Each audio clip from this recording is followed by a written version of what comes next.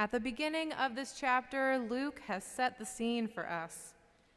He tells about all of the baddies in the Roman Empire that are running the show. Tiberius Caesar and Herod and his brother Philip. Luke wants us to know which political and religious voices John the Baptist was speaking against while he taught and led others in the wilderness. This opening matters because context is important. You'll hear Andrew and I say that a lot up here. It would be like listing the words of Martin Luther King Jr. or Malcolm X without any idea about the era that they spoke into or the cultural climate they were speaking against. John the Baptist's words transcend the moment in history when he spoke them, which is why they are included in this gospel in the first place. And although John the Baptist spoke these words long ago, they still resonate today as we hear them this morning. Or at least I hope they do. John the Baptist pulls no punches, though. His prophetic message is hard to hear. Underneath the harshness of being called a brood of vipers, though, is a joyful message, I promise. He quotes the prophet Isaiah, imagining a world where the valleys are lifted up and the crooked ways are made straight. He proclaims that world to his disciples as they come to him in the wilderness, seeking direction and longing for answers.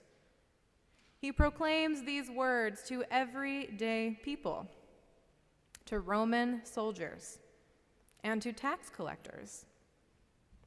All types of people are drawn to his words and a dream for another way of living. And what he gives them is not a battle cry to overthrow the Roman Empire. He gives them a vision of a world they can create with God. It is a vision of a world that requires them to consider others, to live with empathy, and to share what they have. He gives them a vision of a home where every person has enough to wear, everyone has enough money to provide for their needs, everyone has enough food to eat and does not go hungry, and everyone is treated fairly by representatives of the government and religious leadership. Our Advent theme this year, close to home, draws our attention for a longing to place our heads in a place that we can call home and a place where we can belong. This reminds me of the Highwomen's song, Crowded Table, which was released 2 years ago. The chorus in that song goes, "I want a house with a crowded table and a place by the fire for everyone. Let us take on the world while we're young and able and bring us back together when the day is done." That is the kind of home, the kind of world that John the Baptist imagines for us this Advent. And I have a story of a place like that exists here in Baltimore City called the Red Shed Village. There is a church on St. Paul Street called St. Michael's and All Angels Episcopal Church, just about a 7-minute walk from my house. They are stewards of the Red Shed Garden, which was an empty, abandoned lot years ago that they turned into a community garden. A beautiful green space in the midst of lots of concrete and gray. There was a group of us in March of 2020, pastors and community leaders and neighbors in central Baltimore, who were gathering together for mutual support and crisis collaboration. And we were hearing about outbreaks of COVID in the shelter system in the city. We were hearing more and more about a lack of safety for trans and queer people experiencing homelessness. And we decided to have a conversation about what we might be able to do. And so we decided to try something out and see what happened. We came up with the idea to create a tent village at the garden that St. Michael's took care of on St. Paul.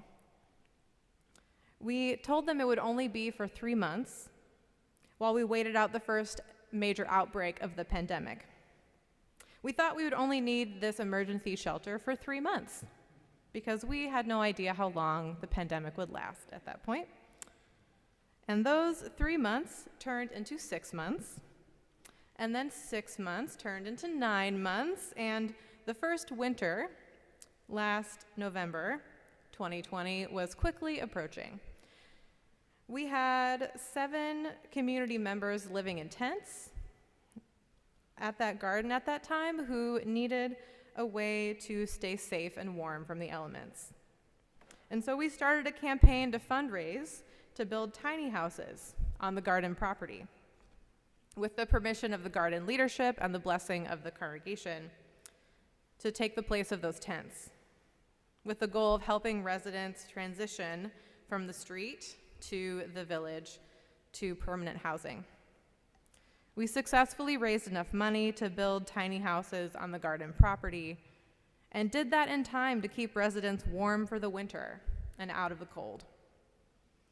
We soon attracted the attention of Baltimore City's Office of Homeless Services because the property is technically owned by the city, even though it is cared for in the Care Lot program by this church. And so they came out for a site visit to see what we were doing on this property with homeless neighbors at Red Shed Village.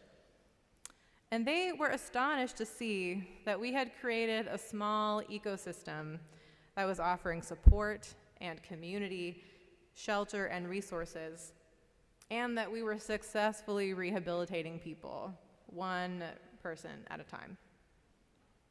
So if you walk down St. Paul today, you will still see those tiny green houses with murals painted on them depicting the flowers and vines that grow in the garden.